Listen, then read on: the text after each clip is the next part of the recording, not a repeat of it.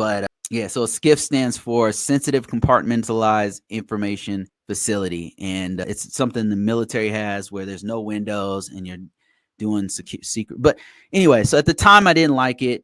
It wasn't I was obsessed with IT, but the side of IT that builds things, fixes stuff, builds things, the technology of it, the hands-on piece.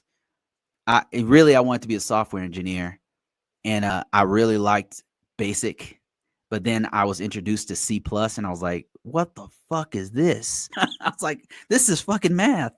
And then I quickly lost my love for software engineering.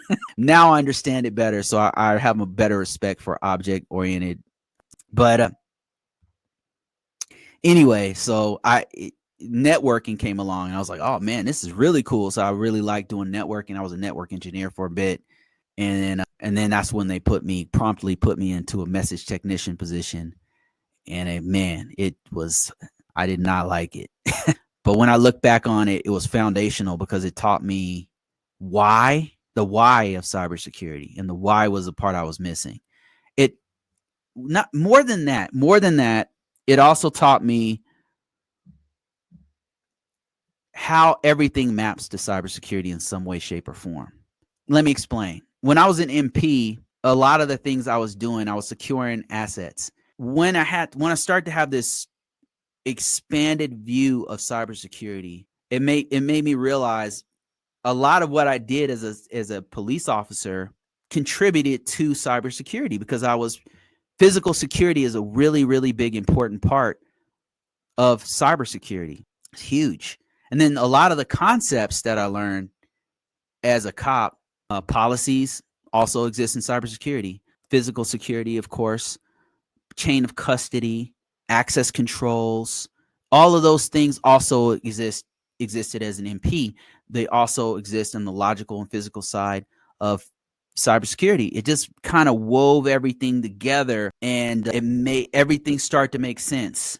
And it kind of opened up a lot of doors for me, because then when I got out of the military, I started to realize not only the military uses risk management framework, at the time we call it an accreditation, but all industries use it. Every industry, software engineering is supposed to use it. Healthcare sector, financial sector, different countries use it. Different provinces in those countries, states have their own, or they map to ones that exist in the federal space. Like all of them they all are intertwined, and it's all based off of best security practices. And those best security practices are based off of best practices that you should use, because if you don't, here's the historical evidence of it. What happens if you don't use these best practices?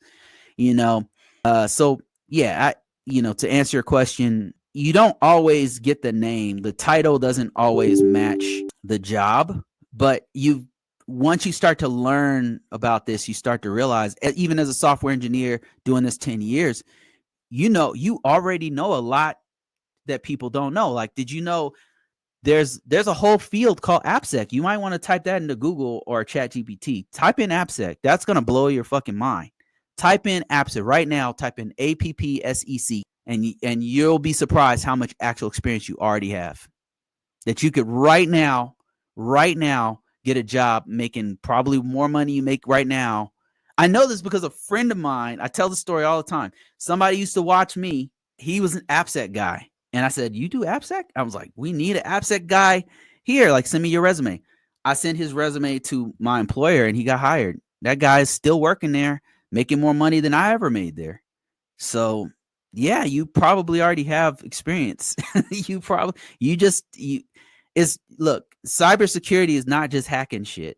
It's more than that. It's a lot more than that. I mean, I think that they try to gatekeep it. Like, it's not just hacking things.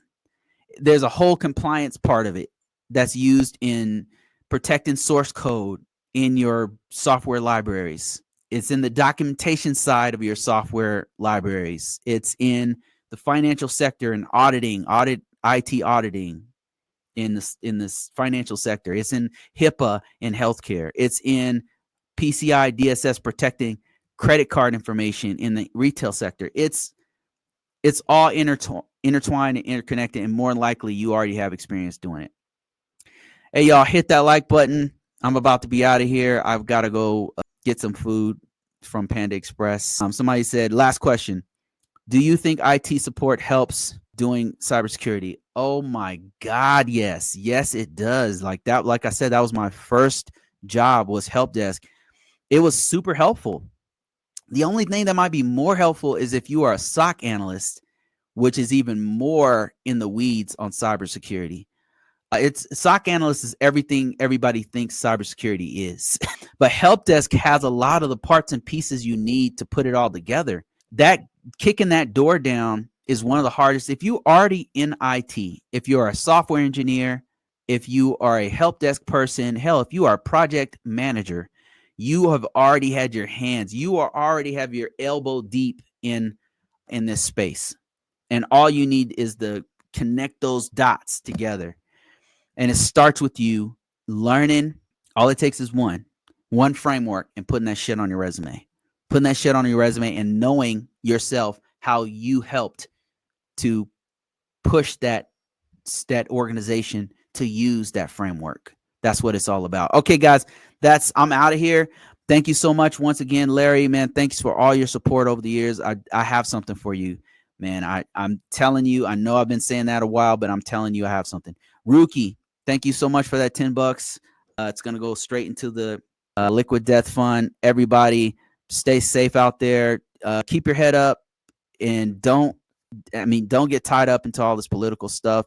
Just remember, these political folks and all of these political decisions, they're going to change like the wind. But one thing that's not going to change, that's going to not going to go away, is AI. So start learning that shit. All right, guys, I'm out. I'm out of here. Thanks